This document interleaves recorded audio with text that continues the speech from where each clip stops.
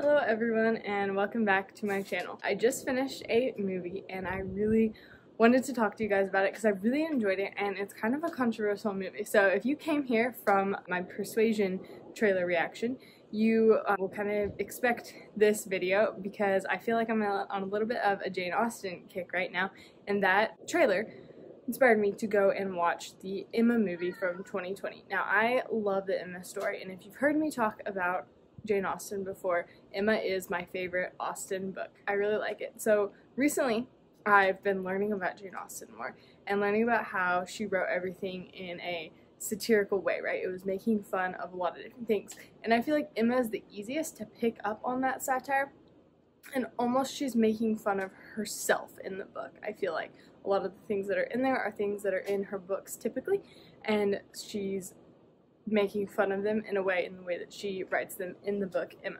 So I've seen the BBC version. I don't know when that came out, but it was like a mini-series. I think it was 4 episodes of Emma, and I loved that one. I loved the actors in it. I felt like it was one of the best adaptations of a book that had ever been made, just because they got the characters so right and the actors fit them, and there was almost all of the story was there in that BBC version. So I had heard of this 2020 version whenever it first came out, and I heard a lot of people talking about how terrible it was and how they would not recommend it, and I just saw that it was really not a great movie. So I put off watching it, and then I saw that it was free on Amazon the other day, so I decided why not, I'm just gonna watch it. So I started it, and right off the bat, I did like it. The costumes were amazing, and I really enjoyed the music, and I felt like the characters were pretty good. Now, here's the thing that I would say about it. The reason I didn't watch it for so long was because I heard that there were some inappropriate scenes in there that were just dumb and shouldn't be in there. I do agree with that, but I can tell you that you can skip it at about 7 minutes and 30 seconds, skip to 8 minutes, and then at 10 minutes and 30 seconds, just skip about 10 seconds. There is just some dumb nudity, basically, and you can just skip right past it, and then there's nothing else in the rest of the movie. But back to the actual storyline and how well did they portray the characters and the story. They left most of the story in there. One thing that I noticed that they left out was the riddle that Mr. Elton writes and he gives to Emma, but Harriet thinks it's for her and all that. They left that riddle out, but if they're going to shorten it into a movie, I could see how they would cut some things out.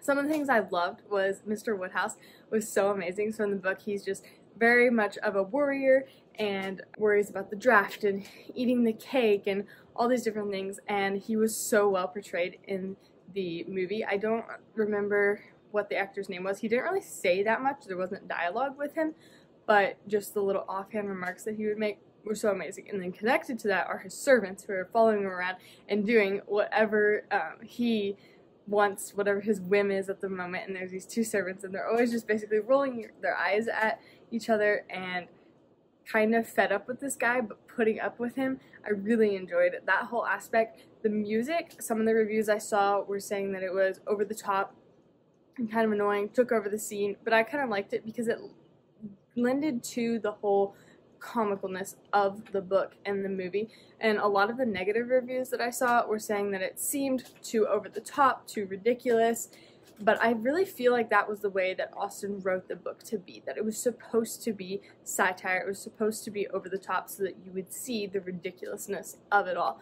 So I thought that it actually fit pretty well, and I did like how they had some hymns that were very loud and very much talking about Jesus and his work and all, so I thought that was really neat. What else did I like?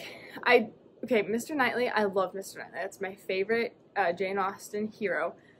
But he looked really young in this version. Now, the actor was actually 13 years older, which is about the right age gap for the book, but he didn't seem like he was older in the way that he looked, so that was just a little bit annoying, but it wasn't terrible. And then, oh, Miss Bates. So in every other version that I've seen, I haven't liked Miss Bates. Not very many people do like her. She's the annoying, kind of poor person in the town who all she wants to talk about is her niece, Jane, who is perfect. And everyone kind of hates her because she can't keep her mouth shut. She just wants to talk all the time. And I feel like before, they've portrayed her as very annoying. And so there's a scene where Emma says something rude to her, and you kind of almost agree with Emma, and you don't feel bad for Miss Bates. However, in this version, the actress portrayed her so well in a way that, yes, she was annoying, but you understand that is just who she is and that how she talked, and you can't really get annoyed at the way that people have their little quirks and everything. And so you really do feel bad for her, and you do sympathize with her, and you come to enjoy her even with her quirks and annoyingness. So I really enjoyed that part.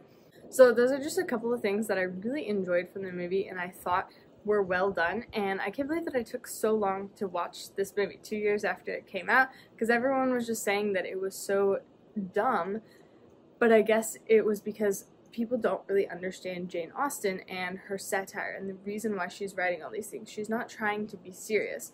Oh yes, one scene that was kind of annoying is the whole proposal scene, and it's very emotional and I'm tearing up, and then all of a sudden there's a bloody nose, and so it kind of ruins the ambiance, but I guess it kind of fits, even though it does seem very stark in the moment.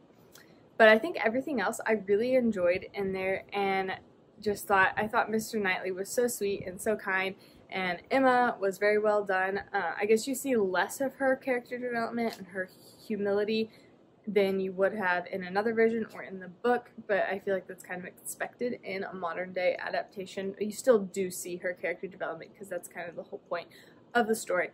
But yeah, it's one of my favorite books, and I think it's going to be one of my favorite movies. I really am looking forward to watching it again already, which is kind of odd for me to want to watch a movie right away, but I just liked it so much, and I hope that you'll go enjoy it and let me know what your thoughts are on it, because obviously it's very controversial, and there's some people who really like it, some people who really don't like it. So if you've read the book, what do you think? Does it line up? Does it seem like Jane Austen would be proud of it? I think I'm going to be in the camp where I think Jane Austen would approve and would think that they got it right. So I'm curious to hear your thoughts on that.